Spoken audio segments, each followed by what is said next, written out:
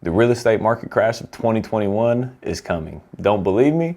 We're going to go over today of why it might be coming in the near future. When you hear people getting no doc loans and people buying houses and saying, oh, but it'll be worth $50,000 more 6 months from now. Or, but that was the price of the property before the boom over the last 6 months. Or let's just shrink our profit margins because when we list it, we're going to list it, get multiple offers and get $10,000, $20,000, $30,000 above list. And then that can be our profit. Those are never good signs that everything's perfect and there's no issues going on. Those comments are a problem. You can't just make up numbers and hope to make profit. I'm telling you, be cautious throughout this 2021. But the good thing is, even if the market crashes, there's things that you can do to set yourself up so you're not on the losing side of this crash. And that's exactly what we're talking about today, how you can set yourself up to not be on the losing side. But first, smash that like button for the YouTube algorithm. It'd be greatly, greatly appreciated.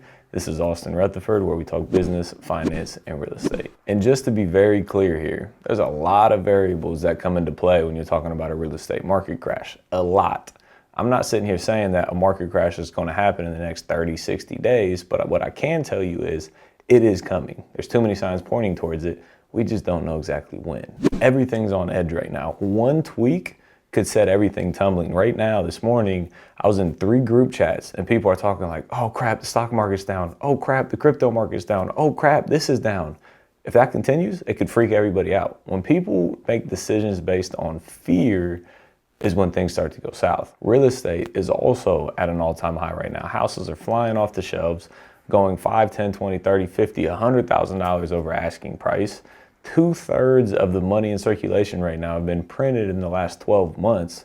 Like I said, there's way too many variables in play and too many things in motion. One thing tweaks, it could be the end. But today there's 5 things that you can do to protect yourself, and that's what we're covering today. The first thing you can do is buy houses today based on numbers today.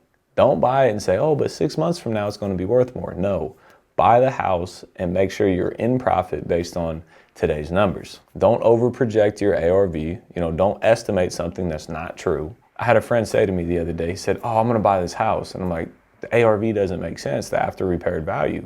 He said, oh no, that was the numbers before the boom. We'll get $25,000 more easy because houses are selling very quickly. In 2008, that's how people lost money. They just thought the market was going to keep on going up and up and up and up and up. And it has been for a while.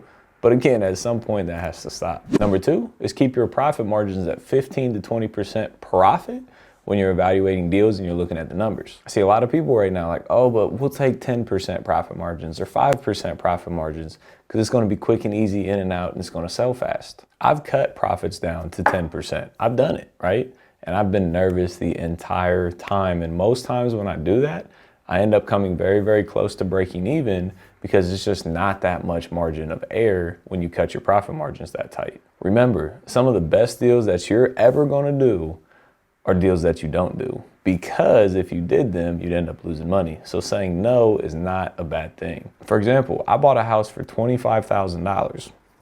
I sold it for $325,000. I thought I was going to end up making about 150 grand on this deal. Long story short, everything went wrong. I held it for about 1.5 years, maybe even a little bit more. And I ended up walking away with only a $7,000 profit. So I blew almost 150 grand. Again, everything went wrong, but I ended up not losing money. I just made less money than what I hoped for, but I didn't lose money. That's what happens when you keep your margins big, is that hopefully worst case, you just make less, you don't actually lose money. Number 3 is to always keep a contingency budget in place for your projects. I don't know about you, but for me, anytime I do a project, I always spend more than what I wanted to spend. I've almost never came in under budget on a project. I think it's happened once or twice. I always spend more. And the bigger the project is, the higher percentage you should have. I see a lot of people that get into a bigger project and their rehab budget is, call it 100 grand.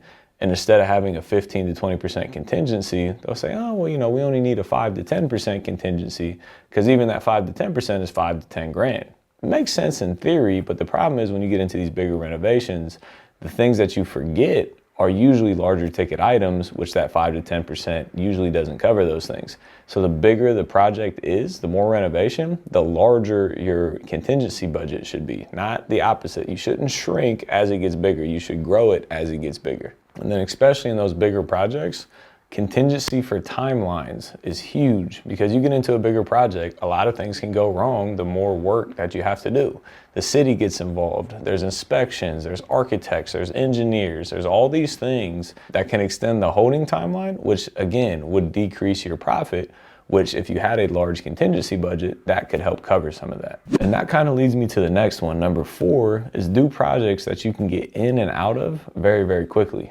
You know, I used to do a lot of those full gut rehabs where you put $150,000 into these deals, but those take a lot of time, 6 months minimum to do a project of that size. Now we're only doing projects that are fast. We can get in and out 30 to 60 days. We can renovate it in about 30 days. So if the market changes, we're not stuck holding this thing for 6, 9, 12 months. If the market starts to change, we can still get out of the deal fast enough and hopefully break even rather than losing money. Like I said, the whole essence of doing faster deals, you get in and out faster, you borrow less money, so the holding costs are less, and there's less risk because the project's not as big. If you can renovate a property in 30 days and spend $20,000 to $30,000 doing the renovation, there's not that many things that can go wrong compared to a $150,000 rehab. And then number 5 is have a backup plan. Instead of selling, make sure it can still cash flow. So we stopped doing very, very large projects because again, if the market shifted and you get stuck holding a $500,000 or $1 million house, even if you have to rent that property out, the rent will not cover the mortgage payment. It's not possible. So what we did, instead of doing these large, very large projects, we started doing smaller projects that are in the first-time home buyer price point, because if it doesn't sell, or if the market tweaks, or anything happens where you can't sell the property, you can still rent it out and take that rent and then cover your mortgage payment, so you're never in the red. Now keep in mind, every single investment that you do has risk to it, every single one of them. But the things that we just went over, those 5 things, are things that you can do and put in place so that you limit the amount of risk that you have on your investments. And if things start going south, you won't get stuck holding the bag. You won't have to go bankrupt. You'll be able to sell it at a break even. You'll be able to rent it and make money. You won't lose as long as you take the necessary precautions and don't pinch numbers so tight that one thing changes and now you're losing money. And if you like this video, check out this video here that talks about how to find, hire, and manage and fire contractors if necessary. That's the biggest game changer in this business, is knowing how to work with contractors. So definitely check that out. Comment below. Let me know what your thoughts are on the real estate market of 2021. If you see a crash coming or if you don't see a crash coming, let me know what your thoughts are. So like, comment, subscribe. As always, I appreciate you being here. We'll see you on the next one.